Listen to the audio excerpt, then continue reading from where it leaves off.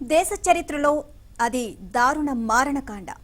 మరో జలియన్ వాలాబాగ్ ఘటనగా చరిత్రకెక్కిన రక్తపుటేరు. జంగల్ జమీన్ కోసం నినదించిన అడవి బిడ్డలను పిట్టల్లా కాల్చి చంపిన దారుణ మారణ హోమం. అదే ఇంద్రవెల్లి కాల్పుల ఘటన. ఈ దారుణం జరిగి ఏప్రిల్ 20తో 40 ఏళ్లు పూర్తి కాబోతోంది. చరిత్ర పుటల్లో నెత్తుటి గాయమైన ఇంద్రవెల్లి అమరవీరుల దినోత్సవం సందర్భంగా ఏబిఎన్ ఆంధ్రజ్యోతి బిగ్ స్టోరీ.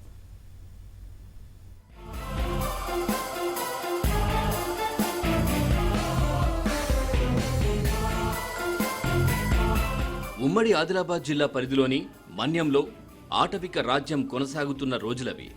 అటవీ ఉత్పత్తులే జీవనాధారంగా బతికే ఆదివాసీలపై వ్యాపారులు, అధికారులు దోపిడీ, దౌర్జన్యాలకు పాల్పడుతున్న కాలం.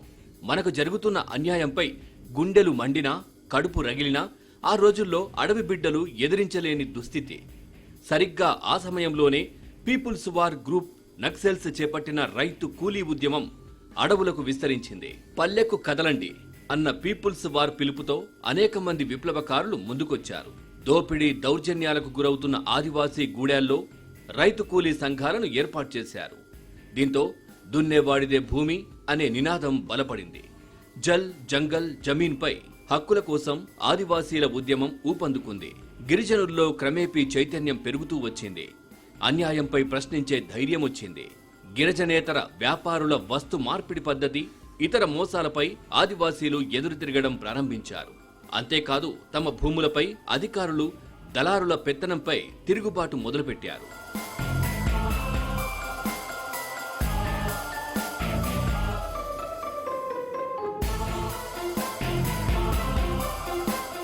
ఈ క్రమంలో ఆదివాసీ హక్కులపై ప్రభుత్వానికి అల్టిమేటం ఇచ్చేందుకు రైతు కూలీ సంఘాల ఆధ్వర్యంలో 1981 ఏప్రిల్ 20న ఇంద్రవెల్లిలో భారీ సభ నిర్వహించాలని అడవి బిడ్డలు నిర్ణయించారు. అందుకు ఏర్పాట్లు చేసుకున్నారు. అయితే సభకు నాటి పాలకులు అనుమతించలేదు. ఈ సభ వెనుక నిషేధిత నక్సలైట్లు ఉన్నారని అధికార యంత్రాంగం నిరాకరించింది. అనుమతి కోసం వెళ్లిన ఆదివాసీ నేతలను నిర్బంధించారు. సభను నిర్వహించకుండా పోలీసులు విఫల యత్నం చేశారు. ఇంద్రవెల్లి రూట్లలో వెళ్లే బస్సులు, ఇతర వాహనాల రాకపోకలను నిలిపివేశారు. తీవ్ర నిర్బంధం మధ్య చీమల దండుల ఆదివాసీలు వేల సంఖ్యలో ఇంద్రవెల్లికి తరలివచ్చారు.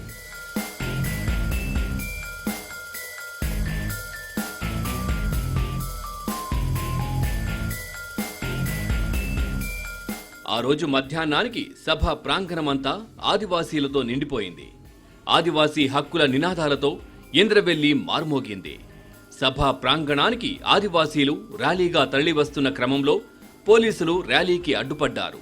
దీనికి పరాకాష్ఠగా ఓ పోలీసు గిరిజన యువతి పట్ల అసభ్యంగా ప్రవర్తించాడు. దీంతో ఆదివాసీల్లో ఆగ్రహం కట్టలు తెంచుకుంది. ఆకలినైనా భరించే అడవి బిడ్డలు తమ ఆడబిడ్డకు జరిగిన అవమానాన్ని భరించలేకపోయారు. పోలీసులు ఎదురు తిరగడంతో పరిస్థితులు ఉద్రిక్తంగా మారిపోయాయి. ఏప్రిల్ 20 వచ్చిందంటే ఉమ్మడి ఆదిలాబాద్ జిల్లా అంతటా కూడా ఒక అప్రకటిత కర్ఫ్యూ కొనసాగుతుంటుంది. నిజానికి 1981 ఏప్రిల్ 20 ఇంద్రవెల్లి సంఘటన జరిగినాక, ఇంద్రవెల్లి సంఘటన జరగడానికంటే ముందు హేమండార్ఫ్, కుమ్రం భీము, రామ్జీ గోండి లాంటి పోరాటాలతోని ఆదివాసీల జీవితాలు బాగుపడాలని, ఆదివాసీలకు ఒక ప్రత్యేకమైన 5th 6th షెడ్యూల్తో పాటు పెసా చట్టము మరియు 170 లాంటి చట్టాలను తీసుకువచ్చి ఆదివాసుల రక్షణ కోసం కొనసాగాలని చెప్పేసి ప్రభుత్వాలు కోరుకున్నవి. అయితే అదే సందర్భం లోపల ఆదివాసీలకు జరుగుతున్నటువంటి నష్టంని వాళ్ళకు సరైన ఉపయోగకరంగా లేనటువంటి సందర్భం లోపల వాళ్ళు దాన్ని మళ్ళీ ఒక ఇంద్రవెల్లి సంఘటన వైపు తీసుకెళ్ళగలిగినారు. ఇంద్రవెల్లి సంఘటన లోపల దాదాపు 60 మంది వరకు చనిపోయినరు. ఇంద్రవెల్లి తర్వాత వచ్చిన పెను మార్పులు ఏంటంటే ఐటీడీఏలు ఏర్పడ్డప్పటికి కూడా ఇవాళ ఆదివాసుల జీవితాల లోపల పెద్దగా ఒరిగిందేమీ లేదు. ఇంద్రవెల్లి సభను భగ్నం చేసే పనిలో ఉన్న పోలీసులు, గిరిజనులు ఎదురు తిరగడంతో రెచ్చిపోయారు. గాల్లో కాల్పులు జరిపినా పరిస్థితి అదుపులోకి రాలేదు. దీంతో ఆదివాసీలపై కాల్పులకు అనుమతించాలని అప్పటి ఆర్డీఓ అంబరీష్ను పోలీసులు కోరారు. ఆయన నిరాకరించడంతో అప్పటి జిల్లా ఎస్పీ కృష్ణారావు ఉన్నత స్థాయిలో ఒత్తిడి తెచ్చి కాల్పులకు అనుమతి పొందారు. దీంతో ఒక్కసారిగా ఆ ప్రాంతం తుపాకుల మోతతో ఇంద్రవెల్లి ప్రాంతం దద్దరిల్లిపోయింది. అడవి బిడ్డలపై తూటాల వర్షం కురిసింది. లాఠీ తూటాల ధాటికి ఒక్కొక్కరుగా ఆదివాసీల ప్రాణాలు గాల్లో కలిశాయి. పచ్చని చెట్లు ఎరుపెక్కాయి. గోండుల రక్తం ఏరులై పారింది. వందలాది అడవి బిడ్డలు గాయాల పాలయ్యారు. 13 మంది మృతి చెందినట్లు ప్రభుత్వం లెక్కలు తేల్చినా వాస్తవానికి మృతుల సంఖ్య 60 మందికి పైనే ఉందని ఆదివాసీలు ఇప్పటికీ చెబుతుంటారు. పౌర హక్కుల సంఘం నేతలు కూడా మృతుల వాస్తవ సంఖ్యను ప్రభుత్వం దాచిపెట్టిందని అప్పట్లో ఆరోపించారు. ఈ ఘటన నుంచి ఇప్పటికీ అనేక మంది బాధితులు కోలుకోలేరు.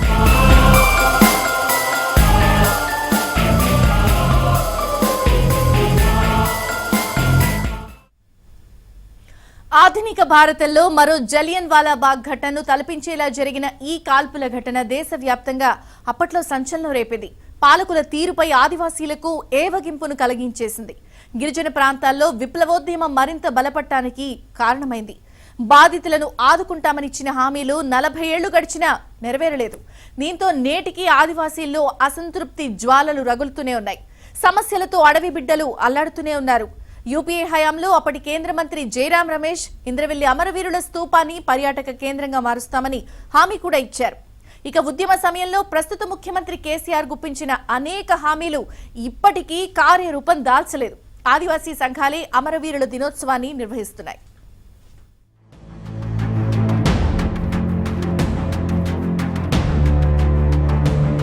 ఇంద్రవెల్లి సభలో కాల్పుల ఘటన దేశవ్యాప్తంగా సంచలనం సృష్టించింది. కాల్పుల ఘటనతో అప్పటి ఉమ్మడి రాష్ట్ర ముఖ్యమంత్రి అంజయ్య ఇంద్రవెల్లి మండలం పిట్టబొంగరం గ్రామాన్ని సందర్శించారు. బాధితులను ఆదుకుంటామని హామీ ఇచ్చారు.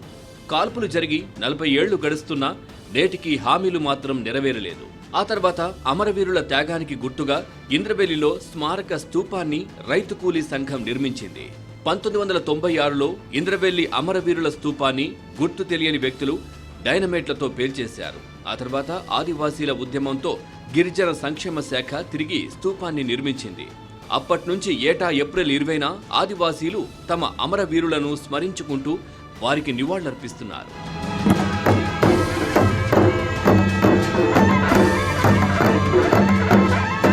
ఉమ్మడి రాష్ట్రంలో అప్పటి ప్రభుత్వాలు ఇంద్రవెల్లి అమరవీరుల దినోత్సవాన్ని నిర్వహించేందుకు అనుమతి నిరాకరించాయి. దాంతో ఏటా ఏప్రిల్ 20కి ముందు నుంచే ఇంద్రవెల్లిలో భారీగా పోలీసు పహారా కొనసాగేది. అమరవీరుల స్తూపానికి నక్సల్స్ నివాళులర్పించేందుకు వస్తారని, శాంతి భద్రతల సమస్య ఎదురవుతుందంటూ తీవ్ర ఆంక్షలు విధించారు. సాయుధ పోలీసు బలగాల మోహరింపుతో ఒక భయానక వాతావరణాన్ని సృష్టించేవారు. అయితే ప్రత్యేక తెలంగాణ ఏర్పడిన తర్వాత ప్రభుత్వం నిర్బంధాన్ని కొంతమేరకు సడలించింది.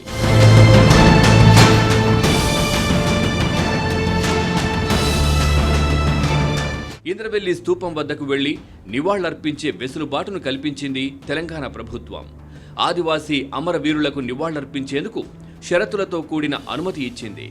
ఈసారి కూడా అమరవీరుల దినోత్సవాన్ని ఘనంగా జరుపుకోవాలని మావోయిస్టు పార్టీ ఇప్పటికే పిలుపునిచ్చింది. జల్, జంగల్, జమీన్, ఇజ్జత్ కోసం ఇంద్రవెల్లి అమరుల పోరాట వారసత్వాన్ని, ఆశయాలను కొనసాగించాలని మావోయిస్టు పార్టీ పిలుపునిచ్చింది.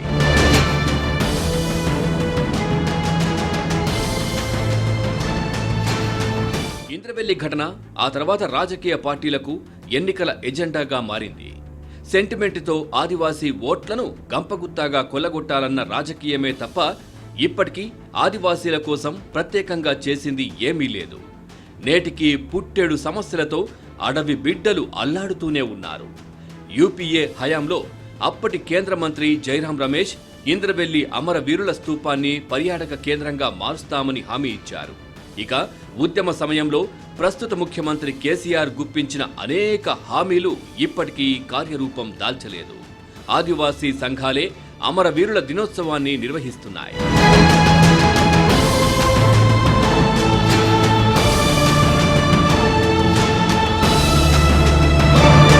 సమస్యల పరిష్కారంలో పాలకులు చేస్తున్న నిర్లక్ష్యంపై ఆదివాసీల మరో ఉద్యమానికి దారితీసింది.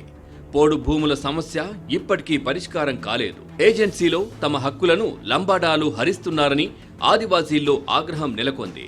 వారిని ఎస్టీ జాబితాలోంచి తొలగించాలని ఉద్యమిస్తున్నారు. ఇది అప్పట్లో అదుపు తప్పి హింసాత్మకంగా మారి రాష్ట్ర వ్యాప్తంగా దుమారం రేపింది. ప్రస్తుతం ఆదివాసీలో ఓ విధమైన అసంతృప్తి జ్వాల రగులుతోంది. మా హక్కులను హరించివేయడమే కాకుండా అణిచివేస్తున్నారన్న భావనలో ఉన్నారు. ఇంద్రవెల్లి స్ఫూర్తితో తమ ఉద్యమాలను కొనసాగిస్తామని ఆదివాసీ నేతలు స్పష్టం చేస్తున్నారు. ఇంద్రవెల్లి ఘటన నేటితోటి 40 ఏళ్ళు అవుతున్నటువంటి సందర్భంన ఏదైతే ఆదివాసులు జల్ జంగల్ జమీన్ కోసం పోరాడి అసలు బాసినటువంటి 60 మంది పోరాటం చేసినటువంటి అమరవీరులకు జోహార్లు తెలుపుతూ ఏదైతే ఇంద్రవెల్లి ఘటన ప్రభుత్వ పాలకులు నేటి వరకు గిరిజనులకు ఎక్కడి గొంగడి అక్కడనే వేసినటువంటి మరి ఏ విధమైన అభివృద్ధి కల్పించలేదు. ప్రభుత్వాలు పాలకులు మారిన ఆదివాసీ స్థితిగతులు మారటం లేదు. సాంఘిక సాంస్కృతిక ఆర్థిక రాజకీయంగా కానీ నేటి ఆరోగ్య స్థితి పరంగా కానీ విద్య పరంగా కానీ వెనుకబడినే ఉన్నారు. మరియు ఏదైతే పోరాటం చేసి జల్ జంగిల్ కోసము నినాదం చేస్తూ అసలు బాసినటువంటి వాళ్ళ ఆశయాలు నెరవేరలేదు. మరి ఎవరైతే ప్రాణత్యాగాలు చేసినటువంటి వారి కుటుంబీకులు కూడా దీన వ్యవస్థలో నేడు మగ్గిపోతున్నారు. మరి నేడు కూడా ప్రభుత్వ పాలకులు కన్ను తెరిచి అభివృద్ధి చేయవలసిన అవసరం ఉంది. ఆదివాసీల పోరాటం గత 40 సంవత్సరాలుగా జరుగుతూనే ఉన్నది. ఇంద్రవెల్లి మహాసభ ఆనాడు జరిపించుకుని ఆదివాసీలు వాళ్ళు ప్రాణాలు త్యాగం చేసి భూముల కోసం భూక్తి కోసం నీరు కోసం పోరాటం చేస్తే ఇప్పటికీ కూడా అతి గతి లేకుండా పోరాటాలు చేస్తూనే ఉన్నారు. కానీ వాళ్ళకు ఏ మాత్రం ఇంత కూడా వాళ్ళకి ఏ ప్రభుత్వాలు కూడా సహకరించే దాఖలాలు లేవు. పోరాటాలు చేస్తున్నారు, ప్రాణాలు త్యాగాలు చేస్తున్నారు, కానీ లాభం ఏముంది? ప్రభుత్వాలు మారుతున్నాయి, మీకు ఏమేమో చేస్తామని చెప్పి ఓట్లకు వచ్చినప్పుడు మాత్రమే చెప్తున్నారే తప్ప ఓట్లైన తర్వాత పాపం ఆ ఆదివాసీలను పట్టించుకున్న నాతుడే లేదు. మళ్ళీ ఇలాంటి ఇది ఉద్యమం మళ్ళీ వస్తేనే తప్ప ఈ ప్రభుత్వాలు తలోగ్యతట్టు లేదని చెప్పి ఆదివాసులంతా ఐక్యమై మళ్ళీ భూపోరాటానికి తయారయ్యే సూచనలు కనిపిస్తున్నాయి కనుక హెచ్చరిస్తున్నాం కేసీఆర్ గారు. ఏదేమైనా కొండలు ఎరుపు, గోగుపూలు ఎరుపు, అడవిలో అమరుల త్యాగాలు ఎరుపు అన్న అక్షరాలు ఇంద్రవెల్లి స్తూపంపై జ్వలిస్తూనే ఉన్నాయి. అనేక ప్రజా ఉద్యమాలకు ప్రేరణగా నిలుస్తూనే ఉంది. సిద్ధాంత రాద్ధాంతాలు ఎన్ని ఉన్నా ఆదివాసీల బలిదానాలు ఆదిలాబాద్ అడవుల్లో నిత్యం ప్రతిధ్వనిస్తూనే ఉన్నాయి.